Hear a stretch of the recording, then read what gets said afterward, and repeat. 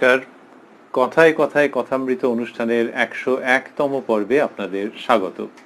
আপনারা এই অনুষ্ঠান দেখছেন প্রাণারাম ইউটিউব চ্যানেলে, দেখছেন সপ্তাহে 6 দিন, সোম থেকে শনিবার রাত্রি 9টায়, এবং রবিবার এই চ্যানেলে রাত্রি 9টার সময় থাকছে শ্রীরামকৃষ্ণের একজন পার্ষদের পূর্ণ জীবন প্রসঙ্গ।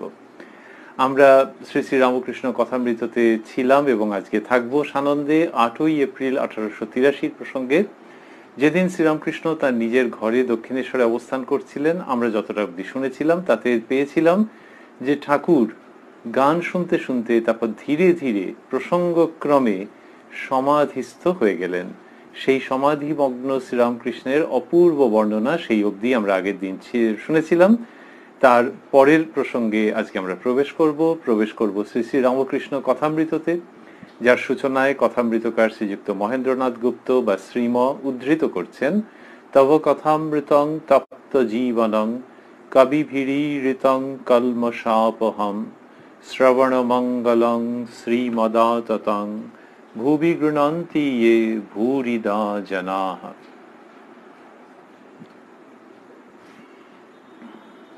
ঠাকুর শ্রীরামকৃষ্ণের সমাধি প্রসঙ্গে মাস্টারমশাই যা লিখেছেন সেটি আরেকবার পড়ে নিয়ে তারপরে আমরা আজকের প্রসঙ্গে ঢুকবো। মাস্টারমশাই লিখছেন, গান শুনিতে শুনিতে ঠাকুর শ্রীরামকৃষ্ণ গভীর সমাধি সিন্ধু মধ্যে মগ্ন হইলেন।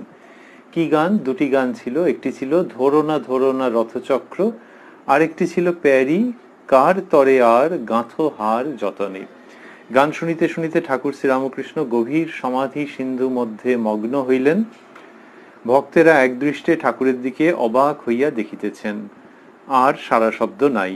ঠাকুর সমাধিস্থ, হাত জোর করিয়া বসিয়া আছেন, যেমন ফটোগ্রাফে দেখা যায়। কেবল চক্ষের বাহিরের কোণ দিয়া আনন্দ ধারা পড়িতেছে। এই অবধি আমরা শুনেছিলাম। তারপর অনেকক্ষণ পরে ঠাকুর একটু প্রকৃতিস্থ হইলেন, কিন্তু সমাধির মধ্যে যাকে দর্শন করিতেছিলেন তার সঙ্গে কি আপনি কথা কহিতেছেন? তার সঙ্গে কি কথা কহিতেছেন? বললেন যে কিন্তু সমাধির মধ্যে যাকে দর্শন করিতেছিলেন তার সঙ্গে কি কথা কহিতেছেন? একটি আধটি কেবল ভক্তদের কানে পৌঁছিতেছে। ঠাকুর আপনা আপনি বলিতেছেন, তুমি আমি, আমি তুমি, তুমি খাও, তুমি আমি খাও, বেশ কিন্তু করছ। এ কি নেবা লেগেছে? চারিদিকে তোমাকে দেখছি, চারিদিকেই তোমাকে দেখছি। কৃষ্ণ হে দীনবন্ধু প্রাণবল্লভ গোবিন্দ। এইরকম মাস্টারমশাই লিখলেন যে ঠাকুর একটু প্রকৃতিস্থ হয়েছেন।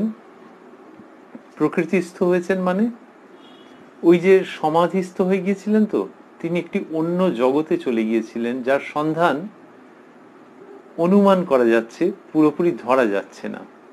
আর আমরা যে প্রকৃতিকে জানি সেই প্রকৃতিতে তিনি প্রত্যাবর্তন করছেন, তিনি প্রকৃতিস্থ হচ্ছেন। তা এইটি লিখলেন যে অনেকক্ষণ পর ঠাকুর একটু প্রকৃতিস্থ হইলেন। একটু, এখন তার মানে এখনো মনটা সেই জগতে অনেকটা রয়েছে, আর এই জগতে কিছুটা এসেছে, প্রকৃতিস্থ হইলেন। কিন্তু সমাধির মধ্যে যাকে দর্শন করিতেছিলেন তার সঙ্গে কি কথা কহিতেছেন? একটি আধটি কেবল ভক্তদের কানে পৌঁছিতেছে। তাহলে এই সমাধির মধ্যে যে তার সঙ্গে কথা বলছেন তার মানে অস্ফুট স্বরে কিছু বলছেন, একটি আধটি কেবল ভক্তদের কানে পৌঁছিতেছে। ঠাকুর আপনা আপনি বলিতেছেন, তুমি আমি, আমি তুমি, তুমি খাও, তুমি আমি খাও। এই ভারী অদ্ভুত যে যার সঙ্গে এই অবস্থা, কার সঙ্গে? একটু পরেই বলছেন, কৃষ্ণ হে দীনবন্ধু প্রাণবল্লভ গোবিন্দ, এরকম বলছেন শ্রীরামকৃষ্ণ। তাহলে যার সঙ্গে এরকম অবস্থা, সেই তিনি কি করছেন? তার সঙ্গে ঠাকুরের আপনা আপনি কথা হচ্ছে, এবং সেখানে বললেন তুমি আমি, আমি তুমি। তাহলে যে ভক্তিতে শ্রীকৃষ্ণের সঙ্গেই কথা হচ্ছে যখন, তখন তার মধ্যে আবার এই কথাটি আসছে যে তুমি আমি, আমি তুমি। এটি আবার মাস্টারমশাই বোল্ড অক্ষরে দিয়েছেন, স্থূলাক্ষরে দিয়েছেন। আমরা এমনিতে বলি ভক্তির দিক, জ্ঞানের দিক। ভক্তির দিক মানে যেখানে সেব্য সেবক, উপাসনার বিগ্রহ এবং উপাসক এইরকম দুইজনে রয়েছেন।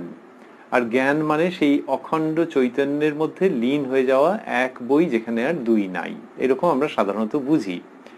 এখানে দেখছি শ্রীরামকৃষ্ণ যখন বলছেন, আপনা আপনি কথা বলছেন, আপন মনে বলছেন, সেখানে রয়েছে তুমি আমি, আমি তুমি। তার মানে এটি ভক্তির চূড়ান্ত সীমা ছাড়িয়ে জ্ঞানের দিকে। পুরোপুরি জ্ঞানের অবস্থা নয়, পুরোপুরি জ্ঞানের অবস্থা মানে অদ্বৈত জ্ঞানের অবস্থা নয়, তাহলে আর তুমি আমি কথাগুলি থাকে কি করে। কিন্তু ভক্তিতে যেমন তুমি আর আমি পৃথক, এটি সেরকম নয়। এখানে হচ্ছে তুমি আমি, আমি তুমি, এই রকম যে বোধ শ্রীরামকৃষ্ণের এবং তার যে অপূর্ব উচ্চারণ, এই অবস্থাটি প্রকাশিত হচ্ছে। ভক্তির দিক থেকে ভক্ত তো তার উপাস্যের সঙ্গে এক হয়ে যেতে চাইছেন না, উপাস্যের সঙ্গে তফাৎ রেখে মাধুর্যপূর্ণ আস্বাদন করতে চাইছেন। আর জ্ঞানেতে গিয়ে তুমি আমি বোধ নাই, একই চৈতন্যের মধ্যে সকলে নিমজ্জিত। আর এখানে যখন বলছেন তুমি আমি, আমি তুমি, তখন বোঝা যাচ্ছে যে এটা ওই ভক্তি এবং জ্ঞান, তথাকথিত ভক্তি ও জ্ঞান, এরকম ভাবে মানুষে ভেবে থাকে অনেক সময়। কিন্তু এই দুটো ইংরেজি ভাষায় যাকে বলে ওয়াটার টাইট কম্পার্টমেন্ট, সেরকম নয়। একটার থেকে আরেকটাতে একটা স্বাভাবিক প্রবাহ রয়েছে। সেই প্রবাহ শ্রীরামকৃষ্ণের এই উক্তির মধ্য দিয়ে আসছে, যেখানে বলছেন তুমি আমি, আমি তুমি। এই যে অবস্থাটি, এটি ভারী চমৎকার। তথাকথিত ভক্তি থেকে তথাকথিত জ্ঞানের একটা যেন অবস্থা, অথবা ভক্তির যেন একটা বাড়ি, একটা রাজপ্রাসাদ, আর জ্ঞানের যেন আরেকটা বাড়ি, আরেকটা রাজপ্রাসাদ। এটা হচ্ছে কতকটা ভক্তির রাজপ্রাসাদে দাঁড়িয়ে জ্ঞানের রাজপ্রাসাদকে দর্শন করা। তো এর মধ্যে কোনটি বড় কোনটি বড় নয় সেই প্রশ্ন নয়, আলাদা আলাদা যেন কতগুলো রাজপ্রাসাদ, কিন্তু সাধারণভাবে ভাবতে গেলে রাজপ্রাসাদগুলোর মধ্যে প্রাচীর থাকে, যে এটা একটা রকম, ওটা আরেকটা রকম। শ্রীরামকৃষ্ণের ক্ষেত্রে এটার মধ্যে থেকে ওটাকে দর্শন করা, এবং সবটাই আনন্দের মধ্যে। তুমি আমি, আমি তুমি, তুমি খাও, তুমি আমি খাও, এরকম বলছেন। তার মানে তুমি যখন খাচ্ছ যেন তোমার আর আমার দুজনেরই খাওয়া হচ্ছে, এই যেনটা আমাদের সংযোজন। শ্রীরামকৃষ্ণ এইভাবে বলছেন না, আমরা অনুমানের সাহায্যে এটি বুঝতে চাইছি, সেই জন্য এরকম। তো বললেন যে তুমি খাও, তুমি আমি খাও, তারপর বেশ কিন্তু করছো, এইরকম ভাষা বলছেন। বেশ কিন্তু করছো মানে ভেতরে এই যে ভাব জাগিয়ে তুলছো, এ চমৎকার। এক এক সময় এক এক রকমের ভাব। শ্রীরামকৃষ্ণই বলছেন, মাস্টারমশাইয়ের সঙ্গে যখন কথা হচ্ছে, কখনো কখনো বলছেন যে এখন এইরকম অবস্থায় রেখেছে, আবার কখনো বলছেন এখন নরলীলায় মনটা যাচ্ছে। এই সাধক শ্রীরামকৃষ্ণ, শ্রীরামকৃষ্ণের সাধনার ভাব, সাধকের ভাব। সেখানে তিনি বলছেন বেশ কিন্তু করছো কাকে? শ্রীকৃষ্ণকে। যে এই যে তোমাকে ভালো লাগা, এটা যেমন আছে, তেমনি আবার তুমি সমস্ত দরজা জানলা খুলে দিয়েছো, সেখান থেকে ওই জ্ঞানের জগৎ দর্শন হচ্ছে তুমি আমি, আমি তুমি, বেশ কিন্তু করছো। আর ওই যেখানে বললেন যে দুটি বাক্য, তুমি আমি, আমি তুমি, তুমি খাও, তুমি আমি খাও, এটি বিস্ময় চিহ্ন দিয়েছেন। তুমি খাও, তুমি আমি খাও, বিস্ময় চিহ্ন, তারপর তিনটে ডট দেওয়া আছে। তিনটে ডটের পর হচ্ছে বেশ কিন্তু করছো। এই তিনটে ডট মানে কিছু জায়গা অনুল্লিখিত থেকে গেল। সেটা কেন থেকে গেল? দুটো কারণ হতে পারে। একটা হচ্ছে এমন কিছু ছিল যেটা মাস্টারমশাই প্রকাশ করতে চাননি। শ্রীরামকৃষ্ণ যখন ওই রকম ঈশ্বরের সঙ্গে আপন মনে কথা বলছেন, স্বগতোক্তির মতো কিন্তু তার সঙ্গে কথা বলছেন, সেইখানটা প্রকাশ করতে চাননি কিছু কথা, এরকম হতে পারে। অথবা এই যে বললেন যে একটি আধটি কেবল ভক্তদের কানে পৌঁছিতেছে, তার মানে কিছু কিছু মিস হয়ে যাচ্ছে, কিছু কিছু অধরা থেকে যাচ্ছে, যে কি যে বললেন সেরকম হয়তো এইখানটাতে অধরা ছিল। তুমি আমি, আমি তুমি, তুমি খাও, তুমি আমি খাও, তুমি খাও, তুমি আমি খাও, তারপরে ডট ডট ডট, বেশ কিন্তু করছো। এই অদ্ভুত কথামৃতের মধ্যে এই যে তিনটে ডট দিয়েছেন, এর মধ্যে দিয়ে সেই সময়টা উঠে আসছে।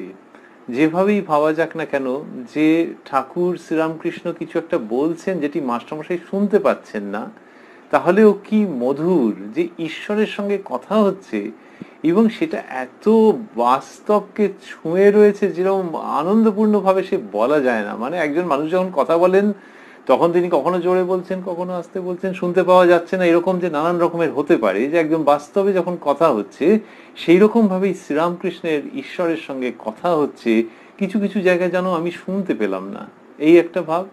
আবার যদি এমন হয় যে শুনতে পেয়েছেন কিন্তু সেটা প্রকাশ করেননি, এতই অন্তরঙ্গ ছিল সেই প্রসঙ্গ কিছু, সেই সমস্ত ভেবে কথামৃতের মধ্যে এরকম একটা সুন্দর রহস্য ঘন পরিবেশ পাওয়া যায়, অনেক জায়গাতে পাওয়া যায়।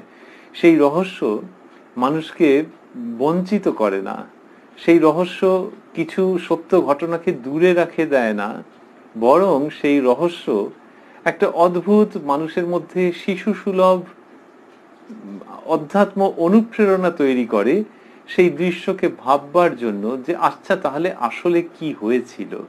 এই তিনটি ডট অদ্ভুত রকম ভাবে সেই রকম একটা অনুপ্রেরণা সৃষ্টিকারী আধ্যাত্মিকতার অনুচ্চারিত বাণী বলে আমাদের মনে হয়। তো সেইখানে তিনি বললেন, এরকম বলে লিখছেন যে শ্রীরামকৃষ্ণই বলে চলেছেন, এ কি নেবা লেগেছে, চারিদিকেই তোমাকে দেখছি। তবে আগে এরকম ছিল ধারণা যে জন্ডিস হলে সব হলুদ চারিদিক, তো সেইটার উদাহরণ দিলেন, বললেন যে কি নেবা লেগেছে, চারিদিকেই তোমাকে দেখছি।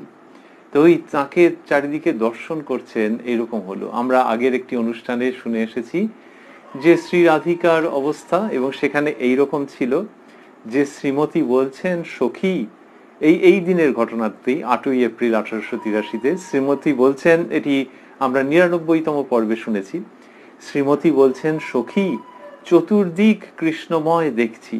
তারা বললে, সখী, অনুরাগ অঞ্জন চোখে দিয়েছ, তাই ওই রূপ দেখছো।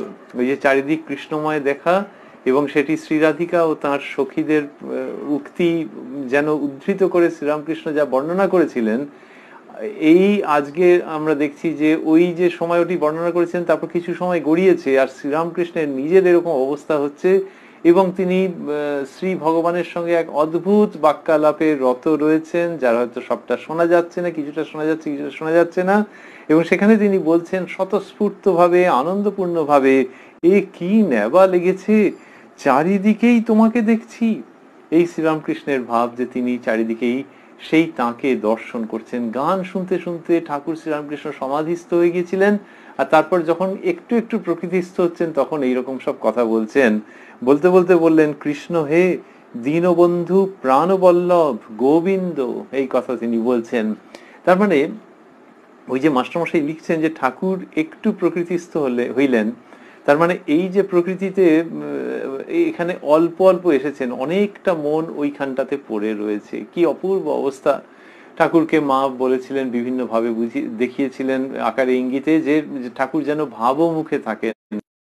যে ভাবমুখে থাকা, যে ভেতরে পুরো ঈশ্বরীয় ভাব কিন্তু সমাধিস্থ নন, তিনি মানুষের সঙ্গে কথা বলছেন।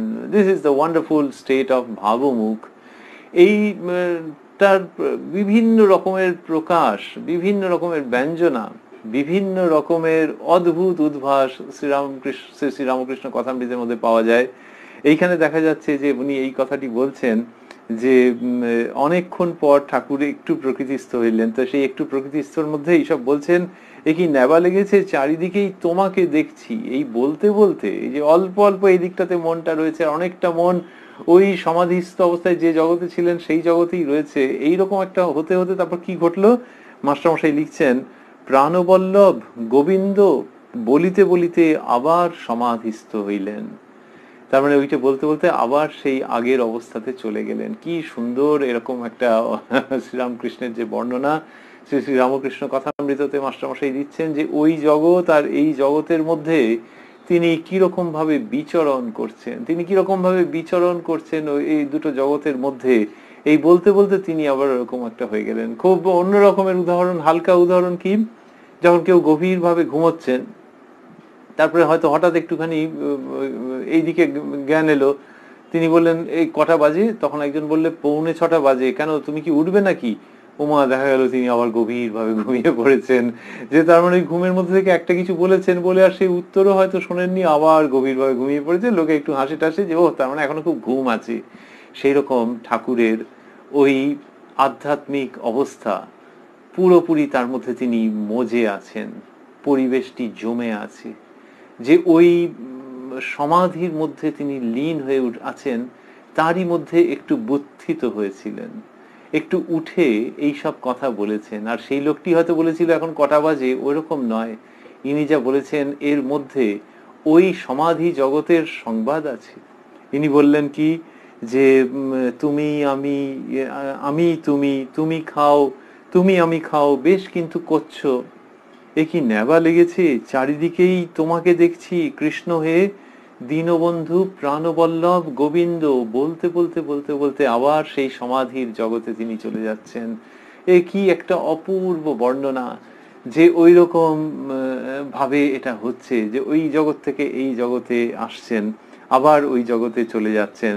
তো মাস্টারমশাই লিখছেন, প্রাণবল্লভ গোবিন্দ বলিতে বলিতে আবার সমাধিস্থ হইলেন, ঘর নিস্তব্ধ। তো শ্রীরামকৃষ্ণের এরকম হচ্ছে। গানে আছে ঠাকুরের সম্পর্কে, মলয় সমীরে ভেসে আসে কি মধুর গীতি লহরী। তো এই যে মলয় সমীরে ভেসে আসছে মধুর গীতি লহরী, তো শ্রীরামকৃষ্ণের আবির্ভাবের প্রসঙ্গে এইভাবে গানের সূচনা হচ্ছে, মলয় সমীরে ভেসে আসে কি মধুর গীতি লহরী। এই শ্রীরামকৃষ্ণের এই যে ভাব, এটি মলয় সমীরে ভেসে আসছে। ওই যে তিনি সমাধি থেকে বুদ্ধিত হয়ে কতগুলি কথা বলছেন, মলয় সমীরে ভেসে আসছে সেই অপূর্ব অচিন্তনীয় অভাবনীয় জগতের সংবাদ, সেই সমাধি জগতের সংবাদ মলয় সমীরে ভেসে আসছে। সেই মলয় সমীরটি কি? সেই মলয় সমীরটি হচ্ছে শ্রীরামকৃষ্ণের শ্রীমুখ কথিত ওই যে উক্তিগুলি, ওই যে প্রাণবল্লভ গোবিন্দ বললেন, এটা তো এমনি বলা নয়, এমনি বললেই মন প্রাণ ভরে যায় মানুষের, আর এটা হচ্ছে সমাধির জগৎ থেকে তিনি বলছেন। সুতরাং ওই যে মলয় সমীরে ভেসে আসছে, এটি হচ্ছে শ্রীরামকৃষ্ণের শ্রীমুখ কথিত উক্তি, কি মধুর গীতি লহরী। ওই সমাধি জগতের যে সংবাদ সেটি মলয় সমীরে ভেসে আসছে। এই যে স্পোকেন ওয়ার্ডস যা তিনি উচ্চারণ করছেন, যা আমরা কথামৃতর মধ্যে পাচ্ছি, অন্যভাবে ভাবতে গেলে কথামৃত সেই মলয় সমীর, যা সেই মধুর গীতি লহরীকে আমাদের কাছে নিয়ে আসছে। মলয় সমীরে ভেসে আসে কি মধুর গীতি লহরী।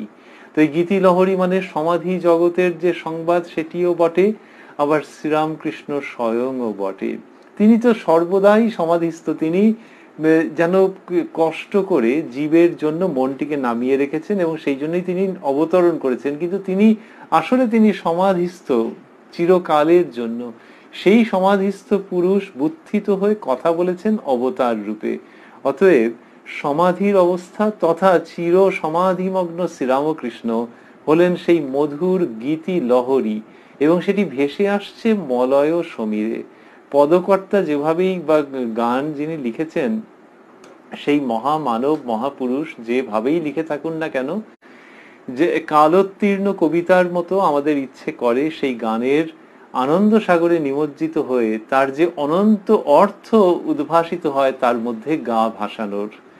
সেইখানেই ভাবছি আমরা যে এই মলয় সমীর শ্রী শ্রী রামকৃষ্ণ কথামৃত, যার মধ্যে দিয়ে ওই মধুর গীতি লহরী আমাদের হৃদয় মনকে ভাসিয়ে দিচ্ছে, আমাদের আনন্দে পরিপূর্ণ করে দিচ্ছে। তো মাস্টারমশাই লিখছেন, প্রাণবল্লভ গোবিন্দ বলিতে বলিতে আবার সমাধিস্থ হইলেন, বলিতে বলিতে আবার সমাধিস্থ হইলেন, ঘর নিস্তব্ধ। ঘর নিস্তব্ধ, তাহলে আবারও ভাবছি যে ঘরের মধ্যে কি আগে কথা টথা ছিল? ওই একটু আধটু যেটুকুনি ছিল, মাস্টারমশাই বিভিন্ন সময় এটা বলেছেন শ্রী শ্রী রামকৃষ্ণ কথামৃতের মধ্যে, যে ঘর নিস্তব্ধ, তার মানে একটু আধটু যেটুকুনি লোকজনের মুভমেন্ট ছিল, নড়াচড়া ছিল, একটু আধটু যে কথাবার্তা ছিল, একটু আধটু মানে শ্বাস প্রশ্বাসও যেন সীমিত হয়ে গেল, যেন নিয়ন্ত্রিত হয়ে গেল। সেই জন্য ঘরের মধ্যে লোকে বলে যে হঠাৎ একটা কথা একজন কেউ বললেন, মনে হলো পিন ড্রপ সাইলেন্স ঘরের মধ্যে তৈরি হলো। সত্যি সত্যি হয়তো লোকের শ্বাস প্রশ্বাস নিয়ন্ত্রিত হয়ে যায় তখন, যে ওরে বাবারে কি একটা জরুরি কথা বললেন বা কিছু একটা ঘটলো। তো এখানেও দেখা যাচ্ছে যে ঘর নিস্তব্ধ, ওই ঠাকুর আবার সমাধিস্থ হচ্ছেন। এই যে ওনার সমাধির জগতে ফিরে যাওয়া, এটি ভারী চমৎকার। তো বলছেন যে আবার সমাধিস্থ হইলেন, ফলে স্বাভাবিক লোকজন খুব ওই দিকটাতে তাদের মন টেনে নিচ্ছে একেবারে। ওরা সচকিত হচ্ছেন, সচকিত হচ্ছেন ওই অর্থে যে আরে তিনি আবার সমাধির মধ্যেই ঢুকে গেলেন। এইরকম পুরুষ কি কেউ পাবে? কেউ তো চোখে দেখেনি, যে তিনি সমাধি থেকে উঠছেন, উঠে আবার সমাধিস্থ হয়ে যাচ্ছেন। কি করে বোঝা যাচ্ছে সমাধি থেকে উঠছেন? ওই যে দেহ একেবারে কাঠের মতো হয়ে যাচ্ছে, চিত্রার্পিতের মতো মাস্টারমশাই বর্ণনা করেন, বর্ণনা করেছিলেন যে এই ক্ষেত্রে 8ই এপ্রিলের এই সমাধির বর্ণনায় বলেছিলেন যে ঠাকুর গভীর সমাধি সিন্ধু মধ্যে মগ্ন হইলেন, সারা শব্দ নাই, হাত জোর করিয়া বসিয়া আছেন, যেমন ফটোগ্রাফে দেখা যায়। এইরকম যে এইরকম যে অবস্থা, সেই সমাধির মধ্যে তিনি ছিলেন, সেটি কি সমাধি বলে ভক্তরা বুঝতে পারছেন। আর সেখান থেকে যখন বুদ্ধিত হচ্ছেন, তখন যে কথাগুলি বলছেন, তো বোঝাই যাচ্ছে যে ওই জগৎ থেকে উঠে আসছে এবং সেই জগতে যার সঙ্গে ছিলেন তার সঙ্গেই কথাবার্তা কন্টিনিউ করছে। শুধু আমরা একটু একটু শুনতে পেয়ে মুগ্ধ হয়ে যাচ্ছি, ধন্য হয়ে যাচ্ছি, পরিপূর্ণ হয়ে যাচ্ছি। ওই দেখো আবার তিনি সেই জগতে চলে গেছেন। সুতরাং আর তো কথাবার্তা নেই, ঘর নিস্তব্ধ। ভক্তগণ মহাভাবময় ঠাকুর শ্রীরামকৃষ্ণকে অতৃপ্ত নয়নে বারবার দেখিতেছেন। তো বলছেন যে ভক্তরা শ্রীরামকৃষ্ণকে দেখছেন এবং অতৃপ্ত নয়নে বারবার দেখিতেছেন। তার মানে চোখের তৃপ্তি হচ্ছে না তাকে দর্শন করে। তো এই একটা অদ্ভুত ব্যাপার যে শ্রীরামকৃষ্ণকে দর্শন করে বলছেন নয়নের তৃপ্তি হচ্ছে না, অতৃপ্ত নয়নে বারবার দেখিতেছেন। এই মাস্টারমশাইয়ের অদ্ভুত বর্ণনা যে শ্রীরামকৃষ্ণ এইরকম করতে পারেন। শ্রীরামকৃষ্ণের মধ্যে এইরকম ভাব হচ্ছে, কেউ যদি গঙ্গা স্নান করে কারোর সামনে এসে উপস্থিত হন, তখন সেই ব্যক্তিকে দেখলেও ভালো লাগে যে আচ্ছা গঙ্গা স্নান করে উনি এসছেন, শুচি স্নিগ্ধ মনে হচ্ছে। তো এইরকম যখন কারুকে মনে হয় যে গঙ্গা স্নান করে এসেছেন, শ্রীরামকৃষ্ণ যখন সমাধিস্থ অবস্থা থেকে প্রত্যাবর্তন করছেন, তিনি সবসময় শুচি স্নিগ্ধ, তাঁর পূর্ণ দর্শন। কিন্তু তাও তারই মধ্যে যখন সমাধির জগৎ থেকে আসছেন, তখন মনে হচ্ছে যেন লোকেদেরও, যারা দেখছে তাদেরও একটা কিছু স্নান হয়ে যাচ্ছে। কি স্নান? গঙ্গা স্নান বলা যেতে পারে, অথবা আরেকটি। এই যে বললেন, আমরা একটু আগে শুনছিলাম যে ঠাকুর শ্রীরামকৃষ্ণ গভীর সমাধি সিন্ধু মধ্যে মগ্ন হইলেন। তাহলে সমাধির যে সিন্ধু, যে মহাসাগর, যে সচ্চিদানন্দ সমুদ্র, তার মধ্যে মগ্ন হয়েছিলেন। আর যখন এসে এইসব কথা বলছেন, তুমি আমি, আমি তুমি, তুমি খাও, তুমি আমি খাও, এসবগুলো যখন মানুষজন শুনছেন ভক্তেরা কানে, তখন হচ্ছে যে শ্রীরামকৃষ্ণ সদ্য স্নাত অবস্থায় এসে কথা বলছেন এবং ভক্তদের অনুভূতি হচ্ছে যে তারাও ওইখানে চান করছেন, অবগাহন করছেন। কোথায়? ওই যে সমাধি সিন্ধু মধ্যে বললেন।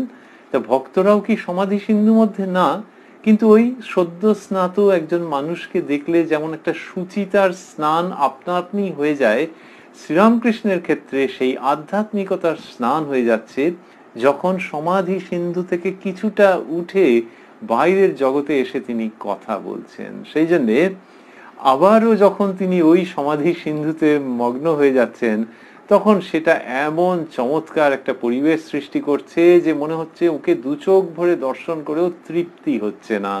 মাস্টারমশাই লিখলেন, ভক্তগণ মহাভাবময় ঠাকুর শ্রীরামকৃষ্ণকে অতৃপ্ত নয়নে বারবার দেখিতেছেন। অতৃপ্ত শব্দটাকে এমনি যদি ভাবা যায় তাহলে হচ্ছে ভালো লাগে না। এই শব্দটাকে ভাবলে এমনিতে যে তৃপ্তি হয়নি, সে খেয়ে শুয়ে বসে যা হোক বলে অতৃপ্ত রইল লোকটা। আর এইখানেতে মাস্টারমশাই যে অতৃপ্ত শব্দকে ব্যবহার করলেন, তার মধ্যে তৃপ্তির, মহা আনন্দের নিশ্চিত আহ্বান আছে। যে এই যে অতৃপ্ত নয়নে বলছেন, অতৃপ্ত নয়নে বারবার দেখিতেছেন, তার মানে যে আরো দেখলে আরো দেখলে আরো দেখলে ভালো হতো। তা কতক্ষণ ধরে দেখবে রে বাবা? কিন্তু ওই আর কি, ঠাকুর শ্রীরামকৃষ্ণই ব্যবস্থা করে রাখছেন যে মাস্টারমশাই যা সেদিন দেখছেন শুনছেন, সেগুলি যে শ্রী শ্রী রামকৃষ্ণ কথামৃতর মধ্যে বিধৃত হয়ে রয়েছে। অতএব চোখ ভরে দেখো, কান ভরে শোনো, মন ভরে অনুভব করো যতবার ইচ্ছে এই শ্রী শ্রী রামকৃষ্ণ কথামৃতের মহাতীর্থে উপস্থিত হয়ে। তাই অতৃপ্ত নয়নে বারবার দেখিতেছেন যখন বলছেন, তখন তার সঙ্গে সঙ্গে তৃপ্তির যে বন্দোবস্ত, তৃপ্তির যে সম্ভাবনা, তৃপ্তির যে আহ্বান, সেটি শ্রী শ্রী রামকৃষ্ণ কথামৃতের মধ্যে দিয়ে অপূর্বভাবে ধ্বনিত হচ্ছে। এই সমস্ত কথা মাস্টারমশাই লিখলেন কথামৃতের মধ্যে। সেটি আমাদের ভাবতে খুব অবাক লাগে যে কি করে ওই একটি মহা ঘটনা, একটি মহা আনন্দপূর্ণ ক্ষণকে এত কম শব্দের মধ্যে দিয়ে কথামৃততে তিনি ফুটিয়ে তুলছেন, আসলে এই সবটাই শ্রীরামকৃষ্ণের কৃপায় ঘটছে। শ্রীরামকৃষ্ণের কৃপাতেই এই সমস্ত ঘটছে, তা না হলে ওই যে আমরা বলছিলাম যে 3টে ডট, যেখানে বললেন তুমি আমি, আমি তুমি, তুমি খাও তুমি আমি খাও, ডট ডট ডট, বেশ কিন্তু করছো, এই যে 3টে ডট, ওখানকার ব্যবধানটা যেটা রয়েছে, অনুচ্চারিত কিছু যে রয়েছে, এইটা কি করে লেখা সম্ভব হয়? মাস্টারমশাই তো ডায়েরির মধ্যে খুব কমেতে সব লিখে রাখতেন, তাহলে সেই ডায়েরিতে তখনই 3টে ডট দিয়ে লিখেছেন, নাকি পরে ধ্যান করে ওইখানে 3টে ডট বসিয়েছেন? এগুলিও ভাববার বস্তু, যে কি একেবারে নিখুঁত ভাবে, কি এক্স্যাক্টিটিউডের সঙ্গে এই সমস্ত তুলে ধরা হচ্ছে। সেইখান থেকেই খুবই ভাবনা ধাবিত হয় এইটির দিকে, যে শ্রীরামকৃষ্ণ স্বয়ং মাস্টারমশাইয়ের হাত ধরে এই কথামৃত রচনা করাচ্ছেন মানুষের কল্যাণ মঙ্গলের জন্য। শ্রীরামকৃষ্ণ সমাধিস্থ ছোট খাটটিতে বসিয়া আছেন, ভক্তেরা চতুর্দিকে উপবিষ্ট। শ্রীযুক্ত অধর সেন কয়টি বন্ধু সঙ্গে আসিয়াছেন। অধর ডেপুটি ম্যাজিস্ট্রেট, ঠাকুরকে এই দ্বিতীয় দর্শন করিতেছেন। অধরের বয়স 29-30। অধরের বন্ধু শারদাচরণ পুত্রশোকে সন্তপ্ত। তিনি স্কুলের ডেপুটি ইন্সপেক্টর ছিলেন, পেনশন লইয়া, এবং আগেও তিনি সাধন ভজন করিতেন। বড় ছেলেটি মারা যাওয়াতে কোন রূপে সান্ত্বনা লাভ করিতে পারিতেছেন না, তাই অধর ঠাকুরের নাম শুনাইয়া তাহার কাছে লইয়া আসিয়াছেন। অধরের নিজেরও ঠাকুরকে দেখিবার অনেক দিন হইতে ইচ্ছা ছিল। তো এই অধরবাবু যে প্রথমবার শ্রীরামকৃষ্ণের কাছে এসেছিলেন সেটি আমরা কথামৃততে আগে পেয়েছি। তো মাস্টারমশাই লিখছেন যে এটি দ্বিতীয় দর্শন, এবং আবারও লিখলেন যে তিনি ডেপুটি ম্যাজিস্ট্রেট, তার বয়স 29-30, আর তার বন্ধু শারদাচরণ বাবু তিনি এসেছেন, তিনি পুত্র শোকে সন্তপ্ত এবং কিছুতেই সান্ত্বনা লাভ করতে পারছেন না, তা অধরবাবু নিয়ে এসছেন, এবং তার নিজেরও ঠাকুরকে অনেকদিন ধরেই দর্শন করবার ইচ্ছে। সমাধি ভঙ্গ হইল। ঠাকুর দৃষ্টিপাত করিয়া দেখিলেন এক ঘর লোক তাহার দিকে চাহিয়া রহিয়াছেন। তখন তিনি আপনা আপনি কি বলিতেছেন? ঈশ্বর কি তাঁর মুখ দিয়া কথা কহিতেছেন ও উপদেশ দিতেছেন? এইবারে শ্রীরামকৃষ্ণের শ্রীমুখের কথা আসছে, কিন্তু মাস্টারমশাই বললেন যে তখন তিনি আপনা আপনি কি বলিতেছেন। তো এই যে আপনা আপনি কি বলছেন, এবং বললেন যে ঈশ্বর কি তার মুখ দিয়া কথা কহিতেছেন, উপদেশ দিতেছেন, বলে যে ঠাকুরের কথাগুলো আসবে, তার মানে এগুলো ঠিক যে একেবারে অধর বলা সেরকমটা নয়, কতকটা ওই স্বগতোক্তির মতো করে করতে করতে করতে করতে সাধারণের জন্য বলা, সকলের জন্য বলা হয় এটি, অথবা ওই আপনা আপনি কিছু বলছিলেন তারপরে এই কথাগুলিতে এসছেন। কিন্তু যেভাবেই হোক বোঝাই যাচ্ছে যে শ্রীরামকৃষ্ণ যা বলছেন তার মধ্যে ওইটা রয়েছে। ওই ভেতরের জগতের সঙ্গে বাইরের জগৎ, এই দুটো একটা ওই প্রবাহ রয়েছে, একটা স্মুথ ফ্লো আছে, একটা ট্রানজিশন আছে, যে ভেতরের জগতের সঙ্গে সঙ্গে কথা হতে হতে আচ্ছা ওরাও শুনতে পাচ্ছে, এরকম করতে করতে ওদের দিকে, অর্থাৎ সমাগত ভক্তদের দিকে তাকিয়ে তাদের উদ্দেশ্য করে বলা, এরকম একটা অপূর্ব পরিবেশ রয়েছে। শ্রীরামকৃষ্ণের শ্রীমুখের উক্তি এবার মাস্টারমশাই লিখছেন এরকম ভাবে যে শ্রীরামকৃষ্ণ বিষয়ী লোকের জ্ঞান কখনো দেখা দেয় এক একবার দীপ শিখার ন্যায়, না না সূর্যের একটি কিরণের ন্যায়। ওই নিজেই ওরকম সংশোধন করে নিচ্ছেন, ওই ভেতরের জগতের সঙ্গে একটা অদ্ভুত যোগাযোগ রাখতে রাখতে এইসব কথা বলা। বললেন বিষয়ী লোকের জ্ঞান কখনো দেখা দেয় এক একবার দীপ শিখার ন্যায়, না না সূর্যের একটি কিরণের ন্যায়, ফুটো দিয়ে যেন কিরণটি আসছে। বিষয়ী লোকের ঈশ্বরের নাম করা অনুরাগ নাই। বালক যেমন বলে তোর পরমেশ্বরের দিব্যি, খুড়ি জেঠির কোদল শুনে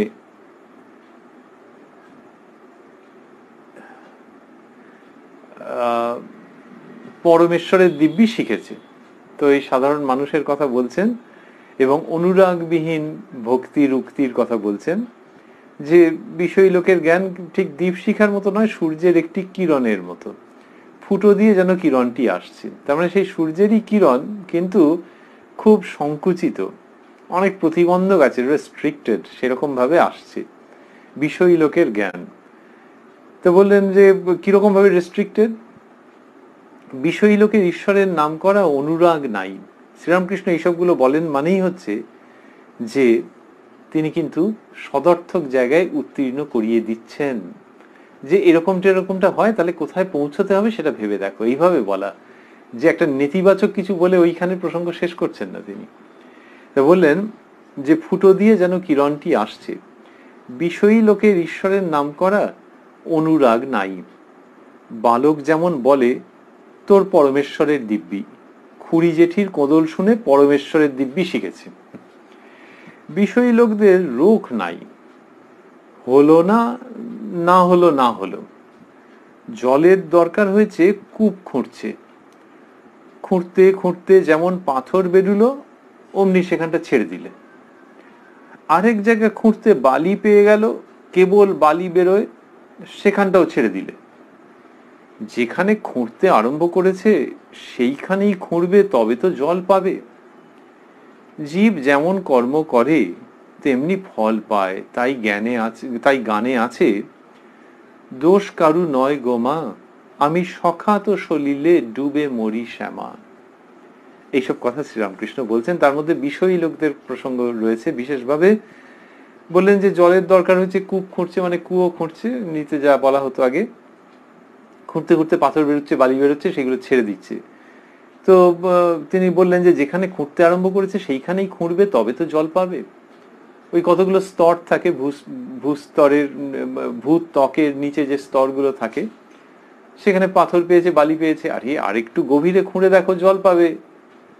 তো কিন্তু খুঁড়লই না। এই করলে হলো কি, যে কোনো জায়গাতে কিছু করলো না, যন্ত্রপাতি নিয়ে বাড়ি চলে গেল, বললো এখানে হবে না, জল নেই।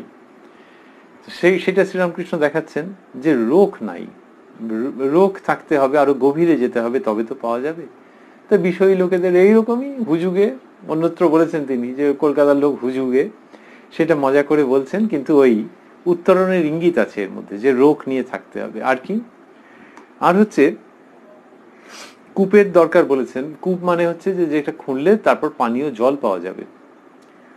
তো জলের দরকার হয়েছে, কূপ খুঁড়ছে, খুঁড়তে খুঁড়তে যেমন পাথর বেরোলো অমনি সেখানটা ছেড়ে দিলে। এরকম মানুষ যখন অন্তর্জগতে ডুব দেয় এবং সেখানে সাধনা করে কিছু পাওয়ার চেষ্টা করে, কি জল, জলের অন্য নাম জীবন, আধ্যাত্মিকতা, যেটি আসলে আমাদের জীবিত রাখে। দেহে বাঁচাটা বড় না মনে বাঁচাটা বড়? দেহের বাঁচাটাকে উপলক্ষ করে বা তার সহায়তা নিয়ে আসলে মনে বাঁচা, সেটির জন্যে ভেতরে যে জীবন আছে সেটার অনুসন্ধান করা।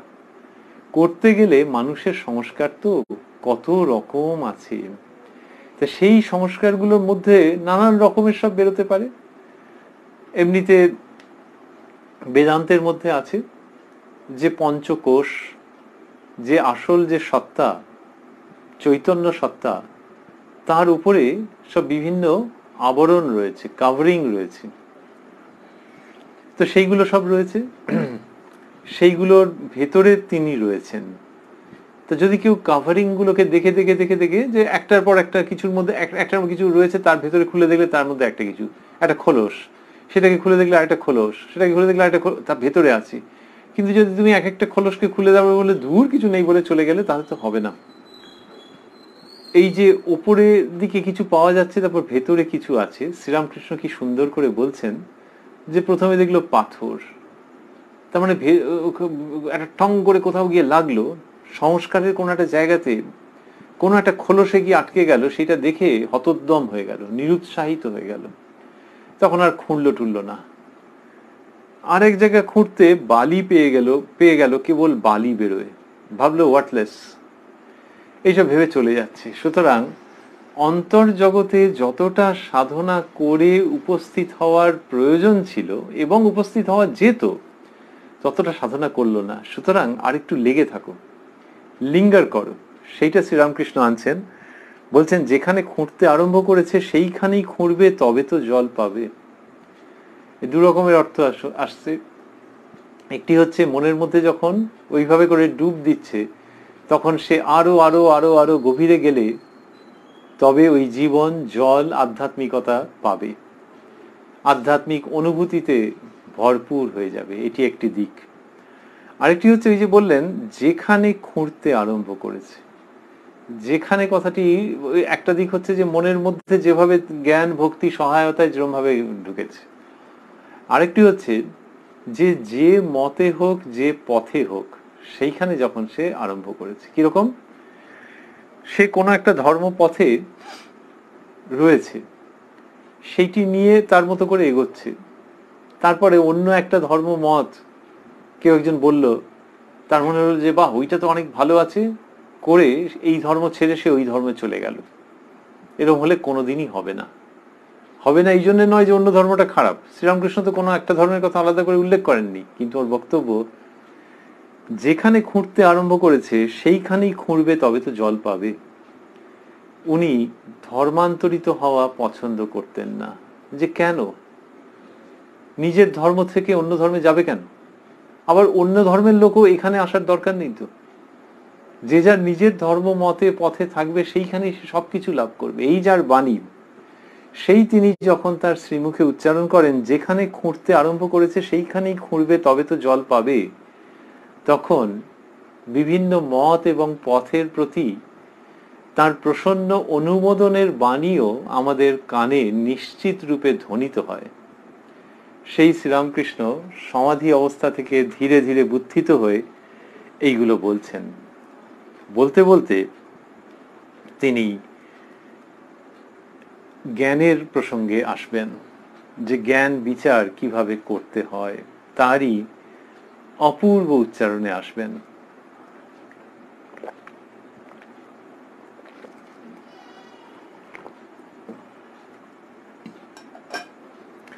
আমি আর আমার অজ্ঞান, এটি বলছেন। আমি আর আমার অজ্ঞান বিচার করতে গেলে যাকে আমি আমি করছো, দেখবে তিনি আত্মা বই আর কেউ নয়। বিচার করো তুমি শরীর না মাংস না আর কিছু, তখন দেখবে তুমি কিছু নও, তোমার কোনো উপাধি নাই।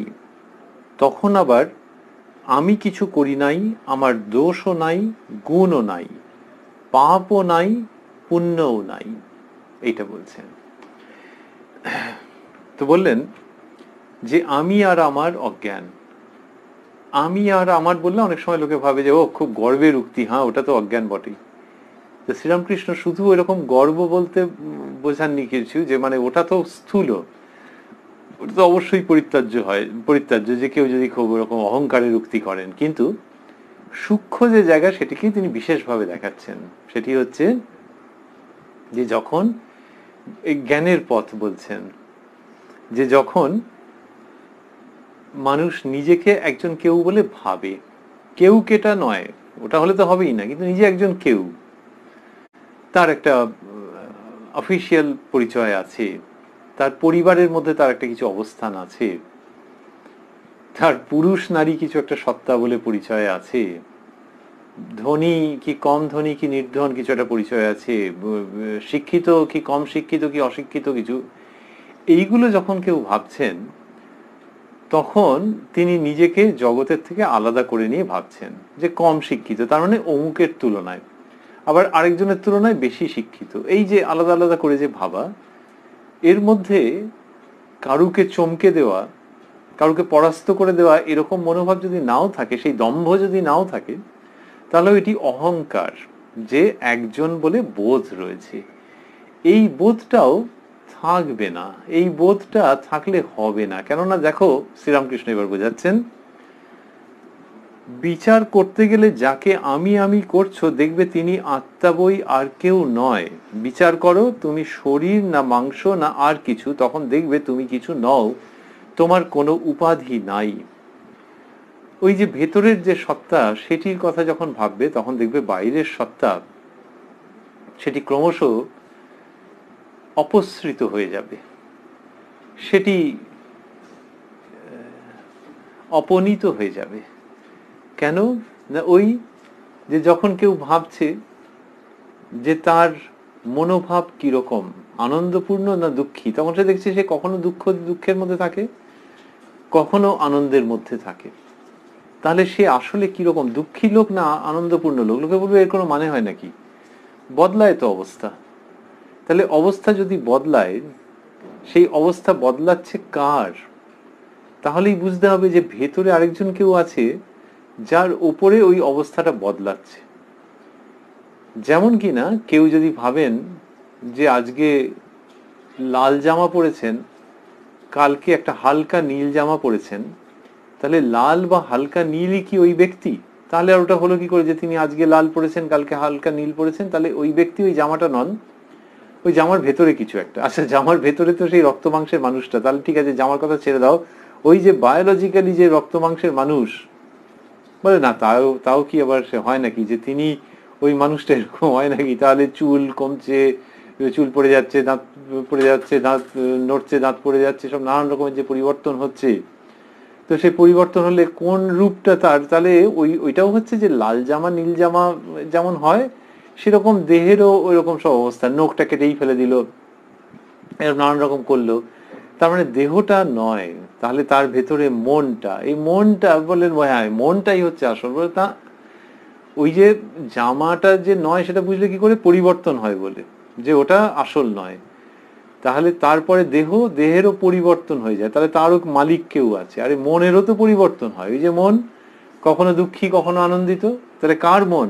বলে এই রে কার মন? মানে রামবাবুর মন। বলে রামবাবু তো তুমি একটা নাম বললে, আসলে কি বোঝাও না? তার মানে হচ্ছে মনটা রামবাবু নয়, রামবাবু বলে যাকে বলতে চাওয়া হচ্ছে সে ব্যক্তি মনটা নয়, কারণ এরও পরিবর্তন হচ্ছে। এবং ওই ব্যক্তি যখন নিজে বসে বসে ভাবছে যে শেষ পর্যন্ত আমি একজন দুঃখী লোক না আনন্দপূর্ণ লোক, এও বলা যাবে না, সে হিসেব করে দেখতে হবে কতক্ষণ সময় দুঃখী কতক্ষণ সময় আনন্দপূর্ণ। তার মানেই মনের অবস্থা পরিবর্তিত হচ্ছে, এবং কোনো একটা দিয়ে সেই লোকটাকে কিছুতেই বর্ণনা সে নিজে করতে পারছে না। তাহলে মনেরও ভেতরে কিছু আছে। এইটা যখন কেউ ভাবতে যাচ্ছে তখন দেখা যাবে যে অনেক পেছনে পড়ে আছে নারী পুরুষ সত্তা। যে তার যে দেহ বলে দেহ কি আসলে তো মনটা। তখন হচ্ছে যে আরে মনেরও গভীরে কোনো একটা জিনিস যখন তাকে আকর্ষণ করছে, তখন অনেক পেছনে পড়ে থাকবে ওই নারী পুরুষ সত্তা। বা শার্টের বিভিন্ন রং, শাড়ি কাপড় শার্ট, এগুলো অনেক পেছনে পড়ে আছে। তার মানে হচ্ছে যে ওগুলো সত্যকারের পরিচয় নয়। ওই মনের সঙ্গে দেহটা একটা পেঁচিয়ে টেঁচিয়ে গিয়ে নারী পুরুষ সত্তাটা অনেকক্ষণ মনটাকে অধিকার করে রাখে, কিন্তু যখন দেখা যাচ্ছে যে না দেহটার পরিবর্তন আছে যখন, তখন এই দেহটা তো সেই ব্যক্তি নয়, মনটাও সেই ব্যক্তি নয়। ওইখান থেকে যখন দেহ মন বডি মাইন্ড কমপ্লেক্সকে দেখা হবে, তখন মনে হবে যে ওটা অনেক পেছনের জিনিস, অনেক পেছনের জিনিস। ওগুলো হয়ে গেছে, অস্পষ্ট হয়ে চলে যাচ্ছে, আরো গভীরে মন আসছে। শ্রীরামকৃষ্ণ সেটি দেখাচ্ছেন, সেই শিক্ষায় শিক্ষিত করছেন, সেই দীক্ষায় দীক্ষিত করছেন। বলছেন বিচার করো তুমি শরীর না মাংস না আর কিছু, তখন দেখবে তুমি কিছু নও, তোমার কোনো উপাধি নাই।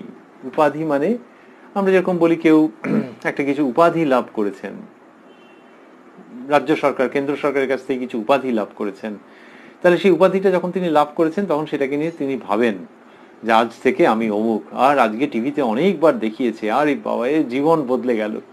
কিন্তু তারপরে ভাবলে দেখা যায় যে যার ওই উপাধি নেই সে লোকটা কি বাজে নাকি? তাই বরং এর যে উপাধিটা পেয়েছে একটা রিকগনিশন বটে, একটা স্বীকৃতি বটে, কিন্তু এটাকে নিয়ে বারবার করে ভাবা মানে ওর বিরক্তিকর। কারণ এই লোকেরও তো একদিন জীবনের শেষ হয়ে যাবে, তখন উপাধিই বা কোথায় আর সে লোকই বা কোথায়? তো এই উপাধিটা একদিক দিয়ে সাংঘাতিক কাণ্ড। বরং উপাধিটা এরকম ভাবলে ভালো ছিল যে যখন কেউ মঞ্চে কাউকে মালা পরিয়ে দেওয়া হলো, ছবি উঠলো, সবাই হাততালি দিল, তারপর তিনি মালাটা সযত্নে খুলে রাখলেন। এমন নয় যে আরেকজন সেই মালা পরে বেরিয়ে চলে গেল, কিন্তু তিনি খুলে রাখলেন। সেরকম ভাবে এই উপাধিটাকে নিয়ে কিছুটা ভাবা দরকার, যে মন থেকে একটা সময় খুলে রাখা দরকার। তো কিন্তু সেই জন্য যে ওই উপাধি খুলে রাখলে তারপর বাবা একটু হালকা হওয়া গেল। উপাধিটা সারাক্ষণ মালা পরে যদি কেউ শুয়ে পড়ে তাহলে মুশকিল হয়ে যাবে, সেরকম উপাধিটা পরিধান করতে নেই বেশিক্ষণ। এই যে উপাধি পরিত্যাজ্য শেষ পর্যন্ত, কিন্তু অবহেলা নয় যে কেউ দিতে এলো মানে ছুঁড়ে ফেলে দিল তা নয়, সশ্রদ্ধ ভাবে গ্রহণ করলো, কিন্তু তারপর দেখা গেল মনের দিক থেকে ওটাকে আর ক্যারি করতে নেই। এই যে উপাধিকে ক্যারি করতে নেই, সেটা যেমন একটা কোনো স্মারক কিছু হতে পারে, মালা হতে পারে, অন্য কিছু হতে পারে, একটা ট্রফি হতে পারে, এগুলো সব বিভিন্ন রকমের উপাধি। তেমনি লাল জামাটা পরে তোমার দারুণ দেখাচ্ছে এইটা বলা মানেও তাকে একটা উপাধি দেওয়া, এবং সেই উপাধিটাকে যদি সে বহন করে তাহলে তার একটু কিন্তু অসুবিধা আছে, কারণ ওই জামা একদিন ডিসকালার্ড হয়ে যাবে, ফেঁসে যাবে, ছিঁড়ে যাবে, ইত্যাদি হবে। সেই রকম শরীর। ওই উপাধিকে বেশিক্ষণ ক্যারি করলে ওটা দুঃখ দেবে, কিন্তু তার মানে ওটাকে অযত্ন করতে নেই। শ্রীরামকৃষ্ণ শেখাচ্ছেন যে এই শরীরের মাধ্যমেই ভগবান লাভ হয়, ওইটা হচ্ছে তার প্রয়োগ, ওইটি হচ্ছে তার প্রয়োগ। সেটি ভেবে কত সুন্দর। সিঁড়ি দিয়ে যখন লোকে ওঠে তখন অনেক সময় দেবালয়ের সিঁড়িতে উঠবার সময় একটু শ্রদ্ধা জ্ঞাপন করে, ভাবে যে তার কাছে যাওয়ার এটি সিঁড়ি, বা একটু হাত ছুঁয়ে হয়তো মাথায় ছুঁয়ে নিল, সিঁড়িকেও প্রণাম করলো, সোপানকে প্রণাম করলো, যে তার কাছে পৌঁছবার উপায়। তো তাই বলে একবারে সোপানে এবার লুটোপুটি খাবে না বা তাকে সাষ্টাঙ্গ প্রণাম করবে না, কিন্তু এটা উপায় রূপে তাকে সম্মান জানাচ্ছে। তেমনি দেহ হচ্ছে একটি সোপান সেই অন্তর্জগতে প্রবেশ করবার পথে। সেই জন্য দেহকে ওই রকম ভাবে ভালো করে রাখতে হবে, যেমন সিঁড়িটাকে ভালো করে রাখতে হবে, যতদূর পারা যায় ভালো রাখতে হবে, যেরকম ভাবে দেহটাকে যতদূর পারা যায়। উদ্দেশ্য হচ্ছে এই দেহকে অবলম্বন করে ওইখানে পৌঁছানো। কেউ সিঁড়িতেই দাঁড়িয়ে থাকলে তার তো আর হবে না, সেইখান দিয়ে গিয়ে দেবালয়ে গিয়ে উপস্থিত হতে হবে। তেমনি দেহকে অবলম্বন করে দেহের ভেতরে যে মন্দির সেখানে উপস্থিত হতে হবে। কিন্তু দেহটা শেষ পর্যন্ত একটি উপাধি, তাই দেহের চিন্তা ওটাকে ত্যাগ করতে হবে, ওটাকে ক্যারি করতে নেই, ওই উপাধিকে ক্যারি করতে নেই। শ্রীরামকৃষ্ণ সেটি শেখাচ্ছেন। এবং সেইখানেই দেহ যেমন একটি উপাধি, মনও তেমনি একটি উপাধি, ওটাকেও ছেড়ে দিতে হয়। কেন না, ওই কত তুচ্ছ তুচ্ছ কারণে মন দুঃখী হয়ে পড়ে, কত সামান্য সামান্য কারণে মন একবারে আনন্দে ভরপুর হয়ে যায়। তারপর দেখা যায় যে এগুলো থাকে না, এগুলো থাকে না। ওই ব্যাপারগুলো চিরকালের নয়, বরং ওটা নিয়ে অনেকক্ষণ ধরে ভাবলে ভেতরে যে মন্দিরে যেতে হবে সেটা আর দেরি হয়ে যায়, ওই সিঁড়িতেই থাকা হয়ে যায়। তো তার লোকে সিঁড়িতে থাকে কেন? থাকে ওই জন্য যে কেউ একজন অপমান করেছে আর ভাবছে যে আচ্ছা মতো ওকে একদিন দিতে হবে, তবে সে কিভাবে যে দেওয়া যায় এই ভাবতে ভাবতে ওর অনেক সময় চলে গেল সিঁড়িতে দাঁড়িয়ে দাঁড়িয়ে। ওই মন আবার কিছু একটা, কেউ একজন প্রশংসা করেছে যে ওহ তুমি তো এটা দারুণ করেছো, সেইটাই সারাক্ষণ ধরে ভাবছে যে এরকম আর জগতে কেউ পারবে না, এটা মনে মনে তার ওর উপরে আরোপ করে দিয়েছে যে এই যা করেছি আমি এরকম আর কেউ পারবে না, এইরকম ভাবে মনের মধ্যে আরোপ করেছে। তো এই করে সিঁড়িতে দাঁড়িয়ে আছে, উপাধিগুলোকে গায়ে জড়িয়ে নিয়ে দাঁড়িয়ে আছে। সেই জন্যে মনের মধ্যেও যেটা হচ্ছে সেগুলোকেও ত্যাগ করে দিতে হয়। যে কে কি বললো ওটা নিয়ে কাজ নেই, আর কে কি একেবারে মাথায় করে নিয়ে নাচছিল, নেচেও ছিল, কিন্তু সেটাকে আমি মনের মধ্যে রাখবো না, সেইগুলোকে সব ত্যাগ করে দেওয়া। শ্রীরামকৃষ্ণ এই মহান শিক্ষা দিচ্ছেন, যেটি ভারতবর্ষের আধ্যাত্মিকতার একেবারে মূল কথার মধ্যে রয়েছে। সেটি বলছেন যে উপাধি, বলতে বলতে এখানে বললেন যে তোমার কোনো উপাধি নাই, বিচার করো তুমি শরীর না মাংস না আর কিছু, তখন দেখবে তুমি কিছু নও, তোমার কোনো উপাধি নাই। তখন আবার আমি কিছু করি নাই, আমার দোষও নাই, গুণও নাই, পাপও নাই, পুণ্যও নাই, এই কথা শ্রীরামকৃষ্ণ বলছেন। তো বললেন যে এই যখন অবস্থা হয় তখন কিরকম হয়, বলছেন যে তখন যেটি হয় সেটি কিরকম, যখন কোনো উপাধি নেই ওই অনুভূতি হয়, তখন আবার আমি কিছু করি নাই, আমার দোষও নাই, গুণও নাই, পাপও নাই, পুণ্যও নাই। অর্থাৎ ওই চৈতন্যের মধ্যে যখন তিনি লীন হয়ে যাচ্ছেন, উপাধি শূন্য অবস্থায় জগৎব্যাপী যে এক চৈতন্য তারই মধ্যে একীভূত হয়ে যাচ্ছেন যখন সাধক বা সাধিকা, পবিত্র চিত্ত যে মানুষ, তখন কি হচ্ছে, তার বোধ হচ্ছে আমি কিছু করি নাই। এই করি নাই মানে শ্রীরামকৃষ্ণ যে ভাষা ব্যবহার করতেন, আমি অকর্তা। তাহলে এতদিন ধরে যে মানুষ যে একটা কিছু করেছে, সে বলছে যে তিনি আমার মধ্যে দিয়ে করিয়েছেন, বা তিনি আমি একই। সুতরাং ওই ঘটনার মধ্যে আমি কিছু করেছি এরকম নয়, এটা তার বোধ হচ্ছে। তখন সেই একটি চৈতন্যের মধ্যে সে লীন হয়ে যাচ্ছে। আর বাইরের যে প্রকাশ, যে পাপ পুণ্য, এই বোধগুলো তার আর আলাদাভাবে থাকছে না। সেটা দেখছে যে একই চৈতন্যের যেন কয়েকটা ফুট, কয়েকটা যেন প্রকাশ, কিন্তু চৈতন্য সত্তাই সমস্তটার মধ্যে রয়েছে। এই পাপ পুণ্যের যে বোধ, সেটিও দ্বৈত জগতের মধ্যে থাকে। অনেক সময় মনে হয় যে এই কাজটা খুব ভালো হলো, কিন্তু সেই ভালোর মধ্যেও মন্দ ঢুকে থাকে, আবার মন্দের মধ্যেও ভালো ঢুকে থাকে। কেউ যখন একটা কিছু অর্জন করলেন তখন সেটা ভালো, আবার অনেকে বঞ্চিত হয়ে গেল, তাদের মনের মধ্যে দুঃখ হলো, সেটাও তো ঘটনা। সেই যে দুঃখটা হলো, এটাকে অস্বীকার করি কি করে?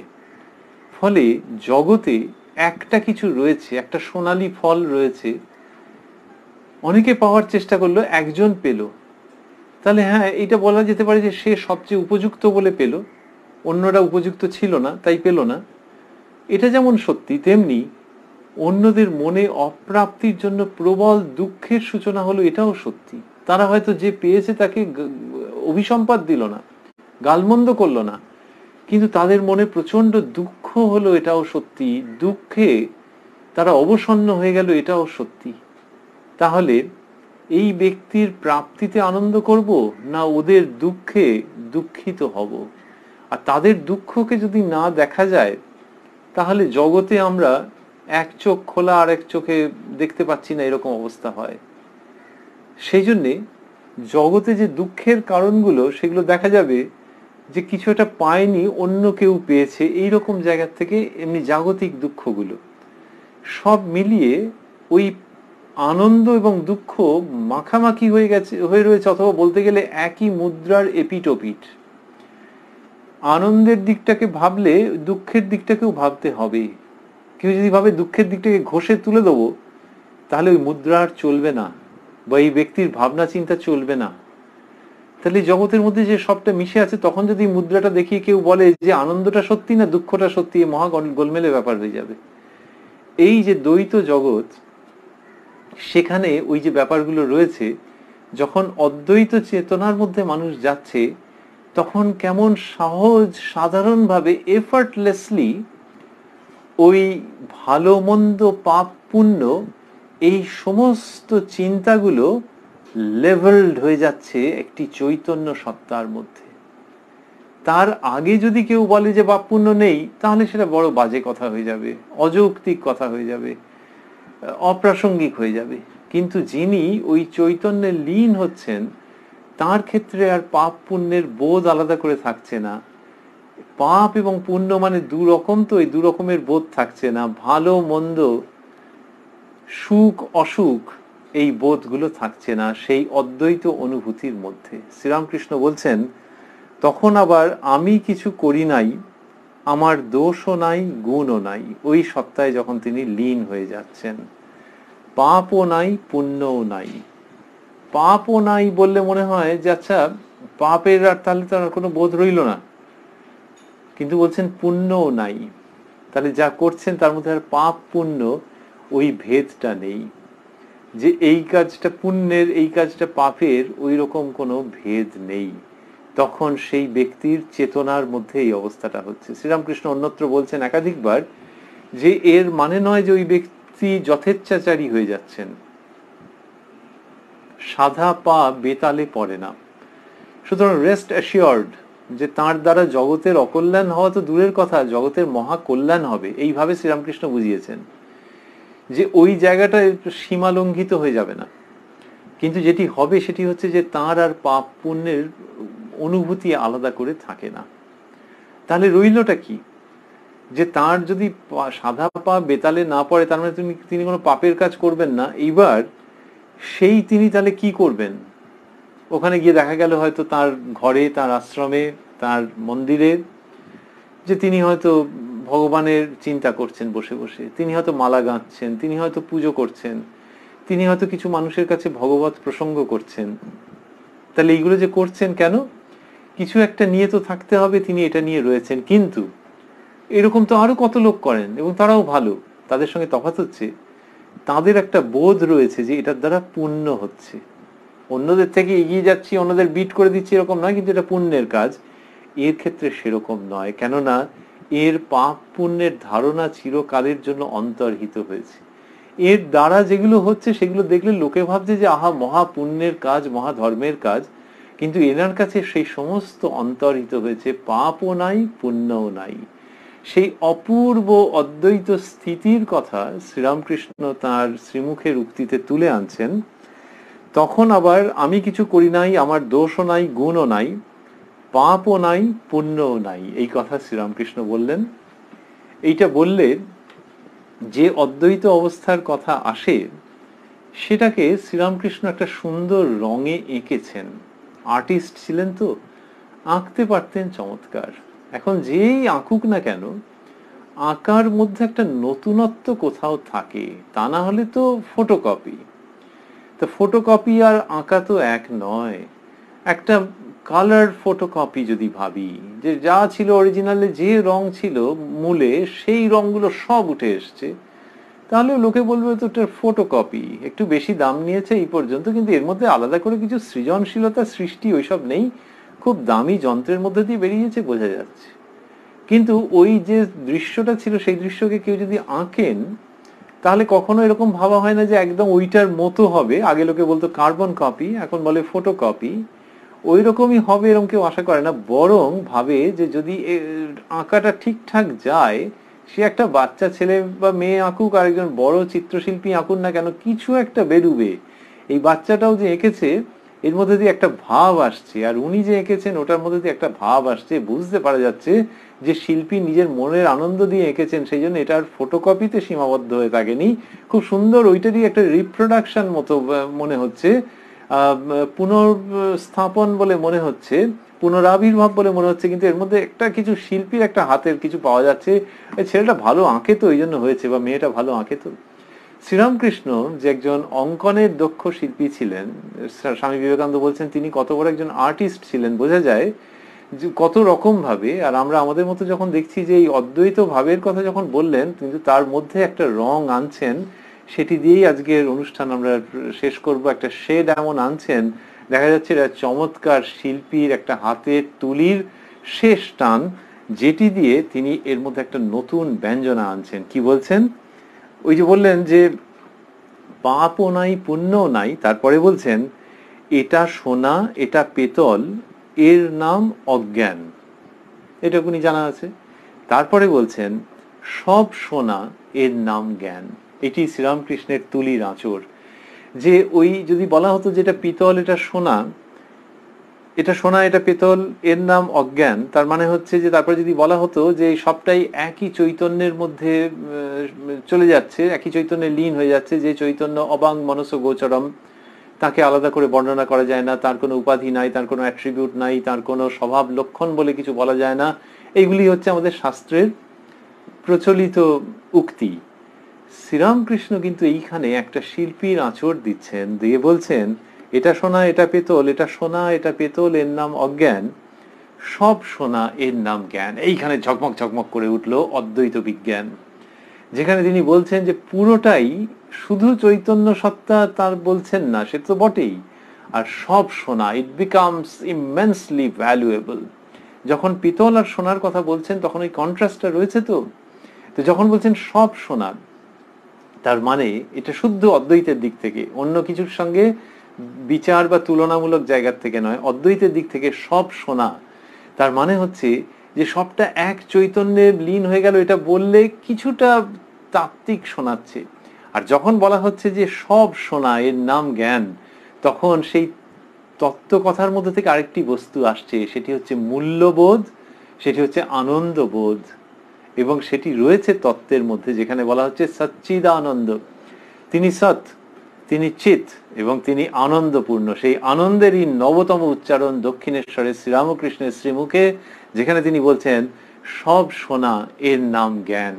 এর মধ্যে একটা অপূর্ব মহামূল্যবান আনন্দের উচ্চারণ রয়েছে, যে অদ্বৈত অনুভূতির দিক থেকে সে তো অপূর্ব অনির্বচনীয়, আবার জানতে হবে সেটি একটি মহামূল্যবান ব্যাপার, এবং সেটির মধ্যে আনন্দ থরে থরে খাঁজে খাঁজে রয়েছে, তার সর্বাঙ্গে আনন্দ রয়েছে, সেটিরই সমার্থক বাক্য, সেটিরই সিনোনিমাস আর্টিকুলেশন সব সোনা এর নাম জ্ঞান। এই যে বলছেন যে সমস্তটা গিয়ে যেখানে পড়ছে, ওই যে দেহ নও, হাড় মাস এসব নও, উপাধি নয়, এগুলো বলতে গেলে একটু থিওরিটিক্যাল তাত্ত্বিক মনে হতে পারে, গিয়ে সেইটা একটা সোনালী আভায় উদ্ভাসিত হয়ে যাচ্ছে যখন বলছেন সব সোনা এর নাম জ্ঞান। আমরা এখান পর্যন্তই পড়ব বলছিলাম। আমরা রয়েছি উদ্বোধন কার্যালয়ে প্রকাশিত যে শ্রী শ্রী রামকৃষ্ণ কথামৃত, তার 171 পৃষ্ঠায়। আমরা রয়েছি 8ই এপ্রিল 1883 প্রসঙ্গে। যেদিন দক্ষিণেশ্বরে শ্রীরামকৃষ্ণ এই কথামৃত বর্ষণ করছিলেন। আর এই কথাগুলির পরবর্তী অংশে ঠাকুরের কৃপায় আমরা আগামীকাল আপনাদের সঙ্গে এই অনুষ্ঠানে রাত্রি 9টায় মিলিত হতে চাইব। আর ভাবছি যে ঠাকুর এইভাবে যে বললেন, কি অপূর্ব সমস্ত দৃশ্য পেলাম। ওই যে বলা হলো যে অধরবাবু তার বন্ধুকে নিয়ে এসেছেন, বন্ধুকে ঠাকুর কি বলবেন বা তার উদ্দেশ্যে কি বলবেন ইত্যাদি, সেই অসাধারণ চিত্রটি আগামীকাল এর জন্য রইল। কিন্তু আজকে যখন দেখছি যে সমাধি ভাঙতে ভাঙতে বিষয়ী লোকের কথা ঠাকুর বললেন, বলতে বলতে যেখানে তিনি জ্ঞানের স্বরূপের কথা বলছেন সেটি ভারী অপূর্ব, এবং চূড়ান্ত অদ্বৈত বিচারের প্রসঙ্গ এনে ওটাকে একটা সোনালী মোড়কে তুলে নিয়ে এলেন, যেখানে কিনা জাগতিক অর্থে যেরকম ভাবে ওই ধাতুটিকে বুঝি ওই রকম নয়, কিন্তু আসলে মহামূল্যবান একটি প্রসঙ্গ, সেটিকে শ্রীরামকৃষ্ণ যখন আনছেন আমাদের খুব আনন্দ হচ্ছে যে তিনি ওই সনাতন ভাবধারাকে, সনাতন ঐতিহ্যকে আধুনিক কালে উপস্থাপন করছেন এবং তার মধ্যে নতুন বর্ণ শোভা পাচ্ছে।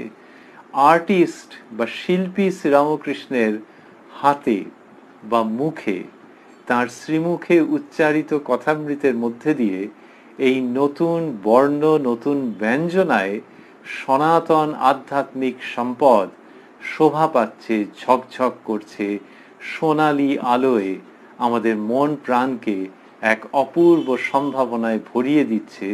এটি ভাবতে ভাবতেই ঠাকুর এবং মায়ের শ্রীচরণে প্রণাম নিবেদন করে আজকের অনুষ্ঠানের উপসংহার আমরা করতে চাইব। ওং নিরঞ্জনং নিত্যমনন্ত রূপং ভক্তানুকম্পা ধৃত বিগ্রহং বৈ ঈশাবতারং পরমেশমিদ্যং তং রামকৃষ্ণং শিরসা নমামহ।